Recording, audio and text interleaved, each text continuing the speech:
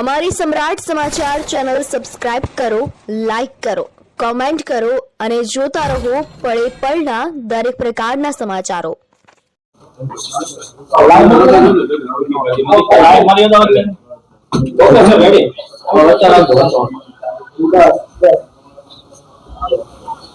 Bagdana police સ્ટેશનમાં જે ગુનો નોંધાયેલો છે આપ લોકો જાણો છો.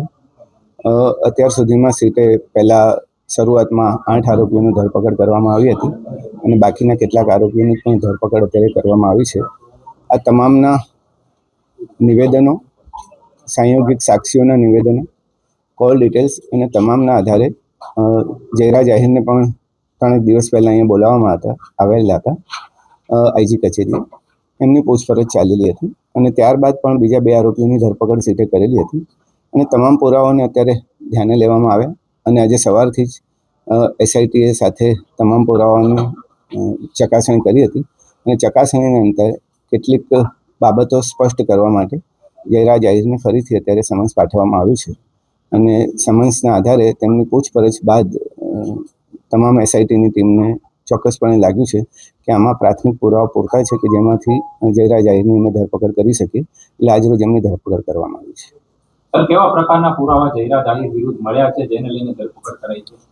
શરૂઆતના તબક્કામાં જ્યારે એસઆઈટીએ આ તપાસ કરી હતી ત્યારે પણ કેટલાક પુરાવાઓ જે હતા જેની મોલવણી અમે કરવામાં આવી હતી અને ત્યારબાદ જે 8 આરોપીઓની ફર્ધર પૂછપરછ કરવામાં આવી એમાં પણ કેટલીક સંડોવણીઓ જણાવી હતી અને ત્યારબાદ બીજા 2 આરોપીઓની ધરપકડ કરવામાં આવી. એના પછી પણ 2 મહત્વના સાક્ષીઓના નિવેદનો પણ લેવામાં આવ્યા અને અન્ય ટેકનિકલ પુરાવો પણ પ્રાપ્ત થયો છે કે જે એફએસએલની વેરિફિકેશન માટે જરૂરી છે, પણ એ પુરાવો પણ અમે ધ્યાને લીધો છે.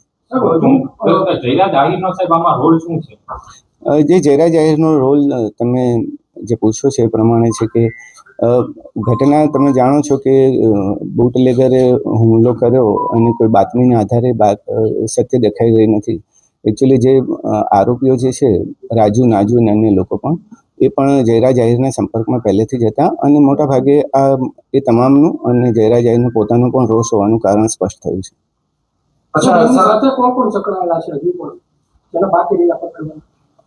અત્યાર સુધીમાં મોટાભાગના આરોપીઓની ધરપકડ કરી લીધી છે. ટેકનિકલ ડિટેલ્સના આધારે પણ શક્ય છે કે કેટલાક આરોપીઓ હજુ મળી શકે અથવા તેમનો પુરાવો અમારે વેરીફાઈ કરવા પડશે. સર, તત્કાલીન પીઆઈ ડીવી ડાંગરનો શું આમાં બેદરકારી ભર્યો રોલ છે? એ હજી અંતરંગ વિષય છે, આંતરિક વિષય છે. અમે તપાસ કરી રહ્યા છીએ કે ખરેખર શું થયું હતું એ વખતે. હાલ પૂરતું અમારું ફોકસ ઇન્વેસ્ટિગેશન પર હતું.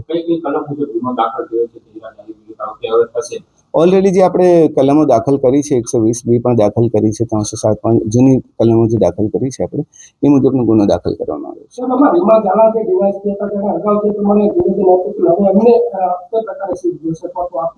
છે. અત્યારે પ્રાથમિક તપાસ એસપી શ્રીને સોંપવામાં આવી છે, એનો રિપોર્ટ આવતા વાર લાગશે. જયરાજ આહિરે જ હુમલો કરાવ્યો છે કે બીજી કોઈ ટેકનિકલના આધારે એની ધરપકડ કરી છે એના આધારે કરી છે?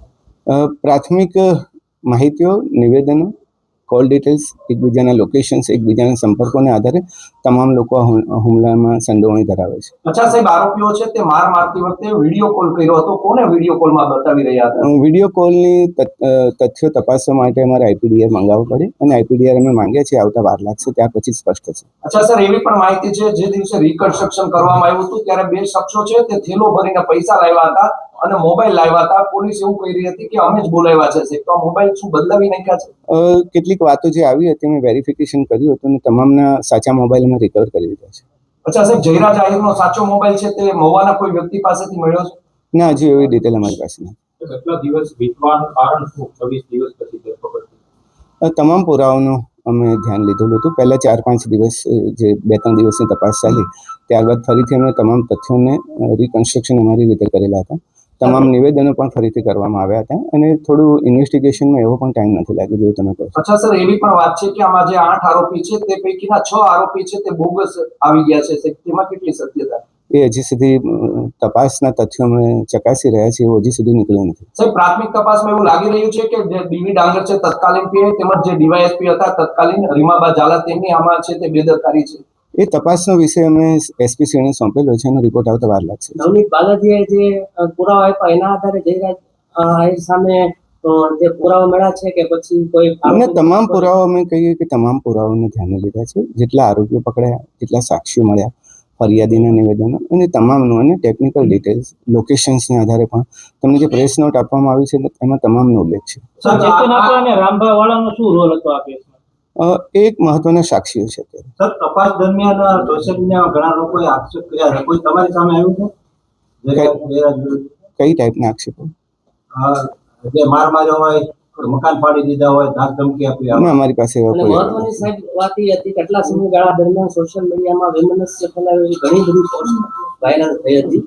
તો એ માટે પોલીસે કઈ કાર્યવાહી કરી હોય અથવા કરવાના હોય, કારણ કે બે સમુદાય વચ્ચે સામસામે એસઆઈટીનું કામ અત્યારે સઘન તપાસનું હતું. અમે એસઆઈટીની રચના ઓબ્જેક્ટિવલી ફક્ત ને ફક્ત તપાસના તથ્યો પર ધ્યાન રાખવાનું હતું. લોકલ પોલીસ ડેફિનેટલી કાર્યવાહી કરશે. સાહેબ, એક પરિવાર આરોપીના પરિવારજનો જણાવ્યું હતું કે તેમના ઘરે પોલીસ અધિકારી પણ ગયા હતા. એ વાતમાં એ બાબતને અમે ધ્યાને લીધી છે ને એની પણ ચકાસણી થઈ રહી છે. અચ્છા સર, જયરાજાઈના ફાર્મ હાઉસનો વિડીયો વાયરલ થયો હતો, તેમાં પણ આ કેસના બે આરોપી ત્યાં બેઠા છે. આ કાવતરું સમગ્ર ક્યાંથી ઘડાયું હતું સાહેબ? એ કાવતરાની ટોટલ તપાસ અમે જ્યાં હજી થોડી વાર લાગશે, અમારે પુરાવાઓ અને ટેકનિકલ ડિટેલ્સની સાથે પછી તમને સિલસિલાબંધ હકીકતો અમે તમને પછી જ આપી શકીશ. અચ્છા સર, કેટલો ટાઈમમાં વિગત આ મીડિયાને આપશો સામે? ડેડલાઇન નહીં કહી શકાય. ઓકે સાહેબ, હવે ખાસ કરીને આજે તમે જ્યારે ખુલાસો કર્યો છે, જયરાજ આહિર આરોપી બને છે, બંને સમાજ વચ્ચે વૈમનસ્ય હવે ઊભું ન થાય તેને લઈને ભાવનગર પોલીસનો શું રોલ રહેશે? જો ન્યાયિક તપાસ અમે કરી રહ્યા છે, એસઆઈટીએ ન્યાયિક તપાસ કરી છે, તમામ પુરાવો પણ ધ્યાને લીધા છે. આક્ષેપો પ્રતિ આક્ષેપો તો થતા રહે છે, પરંતુ હજી સુધી એવું કોઈ વૈમનસ્ય ઊભું થાય એવું જણાયેલું નથી. અને છતાં પણ આ પ્રકારનું થાય તો અમારી અપીલ છે કે આ પ્રમાણે સોશિયલ મીડિયાનો ગેરઉપયોગ કેટલાક લોકો ના કરે.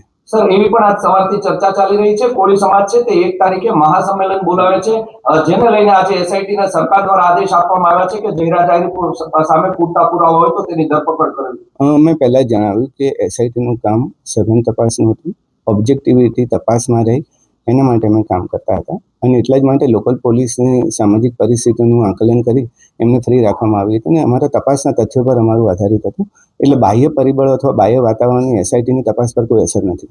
સર, કેટલા ડિજિટલ પુરાવા, સંયોગિક પુરાવા અત્યાર સુધીમાં જે 18 દિવસ આજે થયા છે એસઆઈટીની નિમણૂક થઈ તેમાં સામે આવ્યા છે?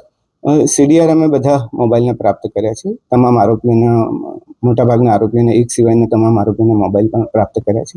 કેટલાક રેકોર્ડ પણ મેળવ્યા છે અને આઈપીડીઆર પણ મંગાવ્યા છે. આ ઘટના દરમિયાન પોલીસ ઉપર પણ રાજકીય પ્રેશર હતું ખરી? મેં પહેલાં પણ કહ્યું આ જ પ્રશ્નનો જવાબ કે એસઆઈટીની તપાસ એ ઓબ્જેક્ટિવલી કરવા માટે એસઆઈટીની રચના કરવામાં આવી હતી. એટલે કોઈ પણ પ્રકારના બાહ્ય પરિબળો અથવા તો બાહ્ય વાતાવરણની અસર એસઆઈટી પર એટલા માટે ના થાય કે ઓબ્જેક્ટિવિટી ફક્ત તથ્યો અને જે હકીકતો અને પુરાવાને ધ્યાને લઈને જ કરવામાં આવી છે. જયરાજને ક્યારે કોર્ટમાં રજૂ કરવામાં આવશે? એ હવે ડિસિઝન લઈશું. પહેલી વાર જ્યારે જયરાજ આહિરને બોલાવવામાં આવ્યા એ પછી અને બીજી વાર, પહેલી વારમાં એમાં કયા પુરાવા ઓછા પડ્યા અને બીજી વાર એમાં બોલાવવામાં આવી ગયા? જો તપાસ એક સતત ચાલતી પ્રક્રિયા છે. પહેલા ક્યારે પુરાવા મળે અને પછી ક્યારે પુરાવા મળે એ પ્રશ્ન જ સ્થાને છે. સતત ચાલતી પ્રક્રિયામાં જ્યારે ઇન્વેસ્ટિગેટિંગ ઓફિસરને લાગે કે હવે પૂરતા પુરાવાઓ છે ત્યારે ડેફિનેટલી કાર્ય કરશે. હવે આ તપાસ પૂર્ણ થશે કે પછી આગળ ચાલશે? જુઓ જ. હવે મહત્વનો પુરાવો ટેકનિકલ સોર્સ છે કે પછી આરોપી પકડાય એના પછી? મને એવું લાગે છે કે લગભગ મેં બધું આપી દીધું છે. તમે એકવાર જ્યારે પ્રેસ નોટ વાંચશો તો ઘણા બધા પ્રશ્નોના ઉત્તર તમને મળી શકશે. અચ્છા સાહેબ, આમાં માયાભાઈ આહિરનો કોઈ રોલ છે કે નહીં હુમલો કરાવવા પાછળ? કોઈ એ પ્રકારનો રોલ હજી